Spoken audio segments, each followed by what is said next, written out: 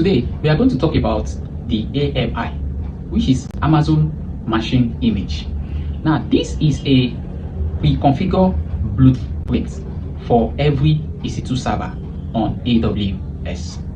Now this is a kind of server that they have already built so that when there is rush hour in an organization, engineer will quickly spin up all this server so that it can easily serve customer.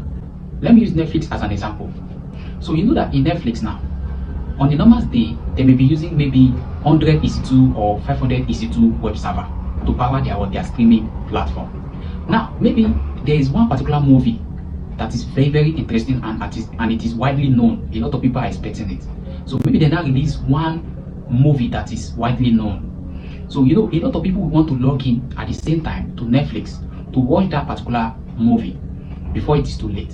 So what happened there is that the Netflix would have pre-configured some EC2 web server so that once the people start typing into their organization websites, the pre-configured EC2 server that they have, which is AMI, Amazon Machine Image, will automatically launch, you understand, and it will be able to power a lot of customers that visit their websites.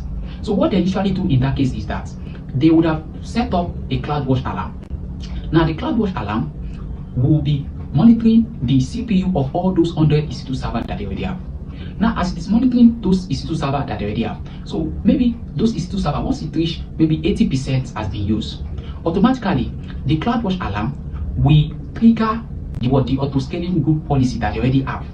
Now it is the auto scaling group that will that will actually look for the AMI image that they have already built, which is the AMI server that they have already built.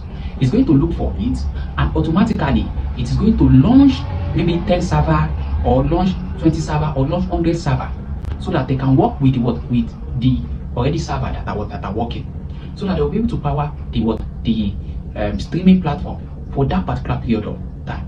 And once the customer also reduce, the auto scaling group also have the ability to remove all those pre-configured AMI server.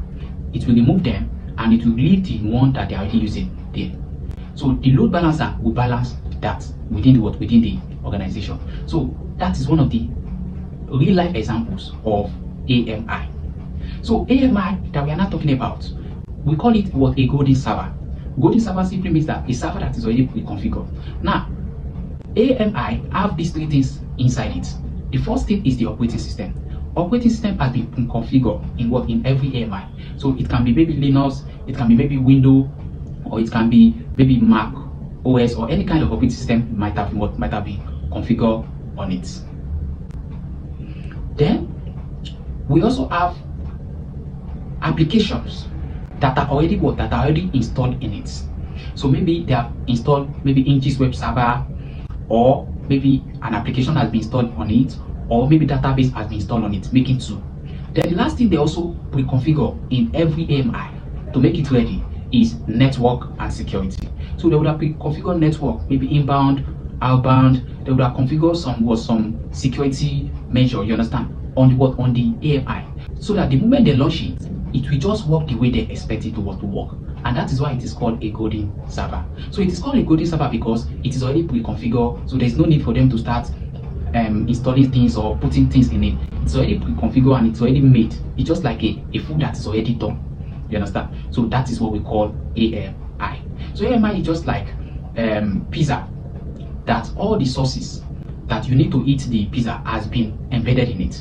So anytime you just want to eat it, the only thing you need is just to put it in the microwave and just eat it, and you start eating it.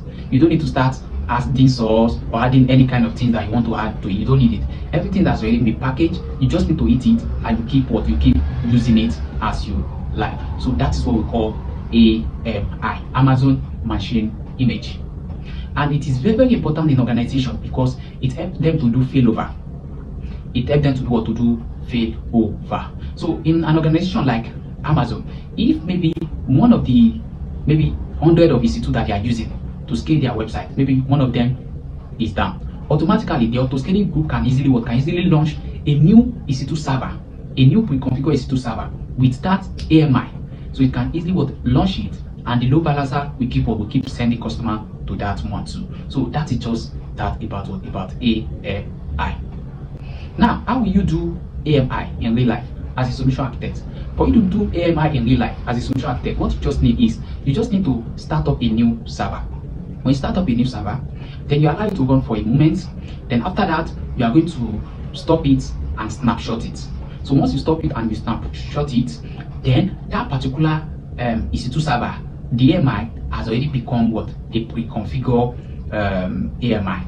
You understand? Because you have already configured some things. Maybe you have installed server in it, you have set up the security group, maybe you have set up a lot of things on it. So you just stop it and put it and keep it, so that anytime you need it, you can easily launch from there. So that is what we call AMI.